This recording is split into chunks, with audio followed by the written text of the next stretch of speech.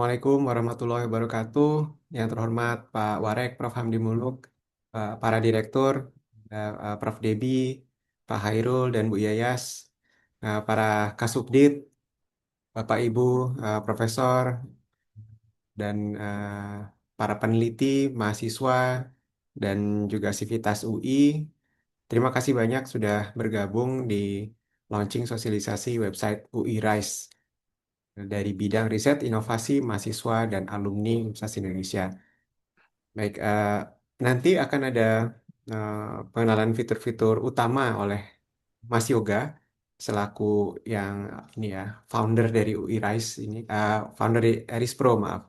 Jadi UI Rise adalah sistem platform untuk pengelolaan pendanaan berbasis Eris Pro dari LPDP yang di teknologi transfer oleh UI dan prosesnya sudah berlangsung cukup panjang sejak Maret 2025 yang lalu dan alhamdulillah pada akhir Februari ini kita bisa uh, menggunakan secara fungsional di launching program pendanaan.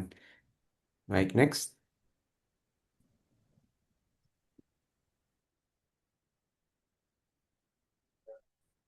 Ya, apa itu UI Rise? UI Rise adalah aplikasi berbasis situs web yang digunakan untuk mengelola seluruh proses bisnis, pendanaan riset, inovasi, dan pengabdian masyarakat bidang 3 UI. Jadi mulai dari pendaftaran, pengajuan proposal, review, pengelolaan administrasi, hingga pemantauan dan evaluasi program di dalam satu platform yang sama. Dengan demikian, dengan apa Eris Pro yang sudah matang dikembangkan oleh tim LPDP, ini bisa memfasilitasi berbagai kebutuhan pendanaan di lingkungan UI bidang 3, baik di riset, inovasi maupun pengabdian masyarakat. Baik, next.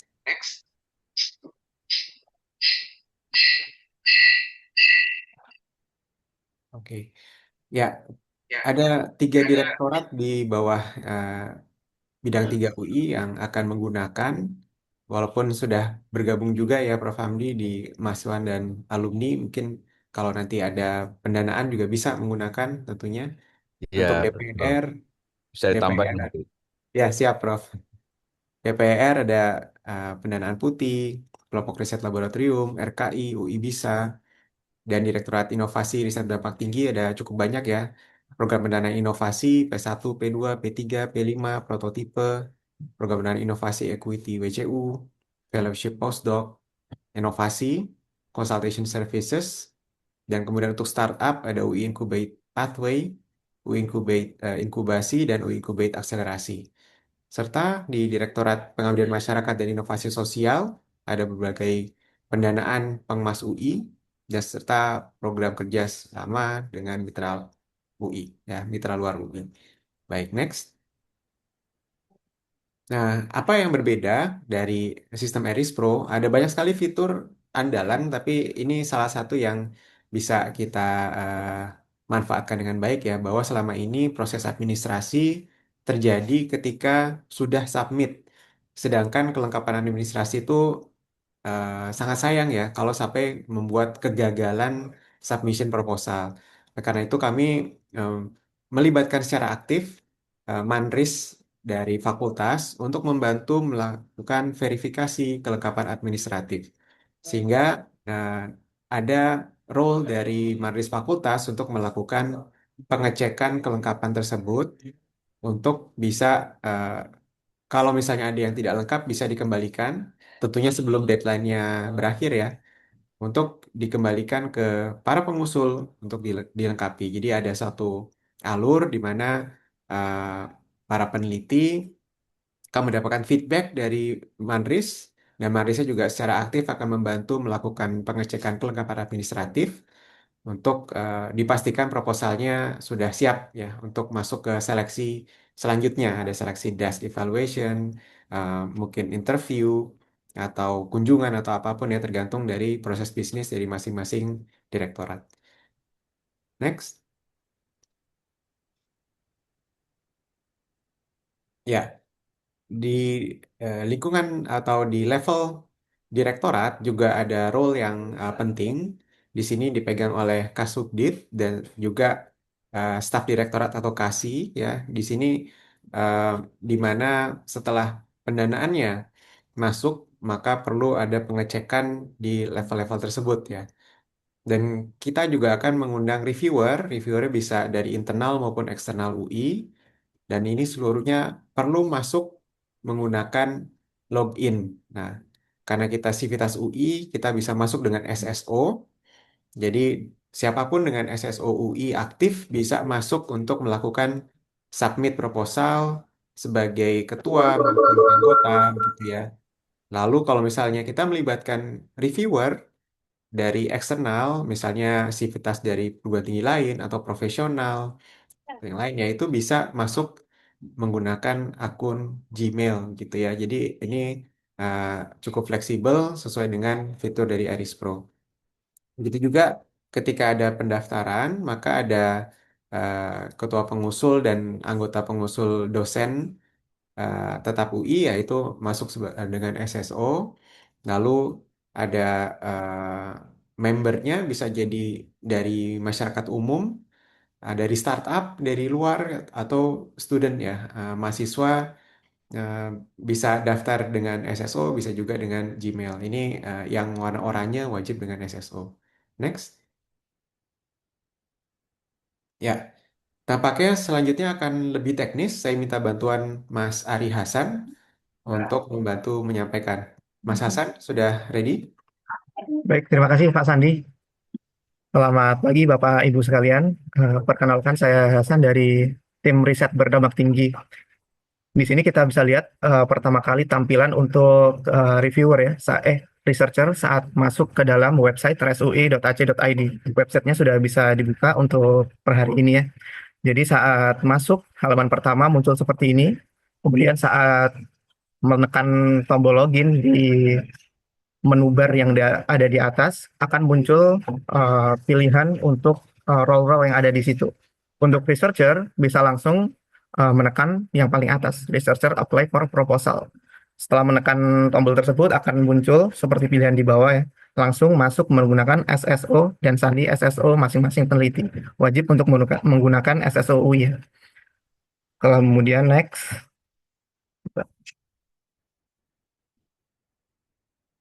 Nah, berikut adalah tampilan untuk peneliti saat sudah berhasil masuk ke dalam website RISE UI. Bisa dilihat kalau saat pertama kali masuk, data-datanya beberapa sudah terisi ya, karena dari website RISE UI tersebut sudah menarik data dari HRIS. Jadi data-data email, terus foto dari HRIS itu langsung masuk ke dalam website RISE UI. Di atas kita bisa lihat menu bar mulai dari selection, grantee, tools, sama my profile. Peneliti juga bisa melakukan melengkapi ya profil-profilnya, isi-isian profil di bagian menu bar my profile. Di sini ada singkatan proposal yang sudah di-apply sebagai principal investigator adalah ketua peneliti dan ini adalah submisi sebagai team member. Jadi ini contohnya Nidia sudah apply sebagai kepala proposal sebanyak 2 kali di kompetisi dan 0 sama di team member. Baik, next. Nah, di bagian bawah, Bapak Ibu, adalah informasi open call proposal yang sedang dibuka. Bisa dilihat di situ ada PPIP 5 sedang dibuka sebagai contoh ya. Dan beberapa hari sampai proposal tersebut ditutup. Di situ terlihat 2 hari sudah akan lewat proposal ditutup. Jadi Bapak Ibu bisa melihat deadline kapan untuk terakhir melakukan apply proposal. Nah, untuk apply gampang saja, langsung ditekan apply di situ, kemudian langsung ada isiannya di sini.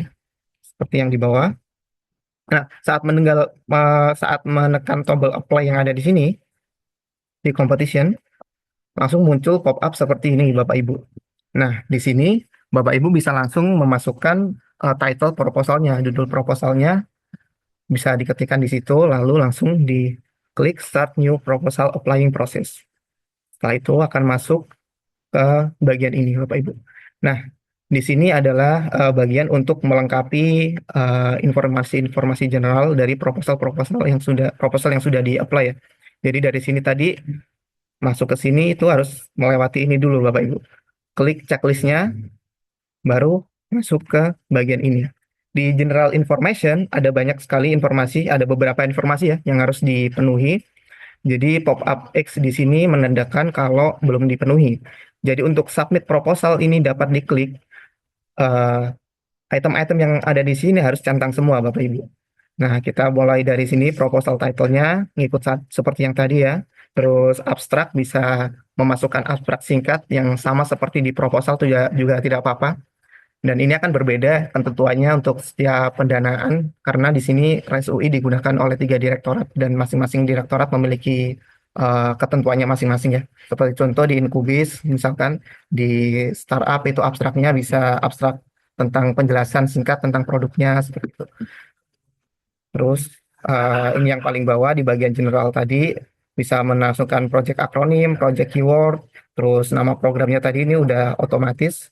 Terus dimasukkan juga SDGs-nya, kira-kira penelitian itu nge-refer ke topik SDGs apa Bapak Ibu. Terus di fokus itu kalau di RBT, di inovasi itu nge-refernya ke kelompok produk. Jadi itu contohnya kelompok produk AI ya, Artificial Intelligence, dimasukkan ke situ. Terus outputnya bisa dipilih antara produk teknologi itu yang saintek atau sosial humaniora ya, yang policy model. Selanjutnya, nah selanjutnya kalau sudah general information udah terpenuhi, bisa terlihat di sini Bapak Ibu, dia ada tanda centang yang awalnya tadi X gitu ya. Nah, terus bisa ke bagian section-section di bawahnya. Ini saya beri contoh di bagian team member. Jadi team member sekarang langsung bisa ditambahkan di dalam RISE UI-nya. Jadi untuk applying proposal seperti contohnya di RBT ya, kita tidak bisa Bapak Ibu tidak perlu memasukkan nama membernya di bagian proposalnya. Cukup langsung menambahkan di dalam RISE UI. Jadi nanti untuk membernya itu kalau misalkan orang UI ya, dosen UI ataupun mahasiswa atau peneliti UI bisa langsung masuk menggunakan SSO-nya masing-masing. Mahasiswa juga bisa menggunakan SSO-nya. Terus kalau dosen UI langsung masuk juga menggunakan SSO-nya yang seperti saya tunjukkan tadi. Untuk misalkan di startup yang misalkan mereka adalah non UI ya, bukan dosen maupun bukan mahasiswa dari UI yang tidak memiliki SSO, bisa juga langsung masuk menggunakan login Google ya, Gmail. Jadi langsung bisa nanti masuk tanpa perlu didaftarkan sebelumnya. Nah, setelah masuk, baru nanti ketua peneliti bisa menambahkan sebagai team member. Nah, contohnya di sini kita langsung memasukkan email di bagian sini. Add new team member ditambahkan di sini. Nah, ini mungkin catatannya ya Bapak Ibu. Jadi karena ini langsung mengarah ke Haris, seperti contohnya ini, di Harisnya nih dia yang dimasukkan ke sini tidak selalu harus email UI. Bisa jadi email pribadi, yang penting email yang muncul di bagian ini Bapak Ibu.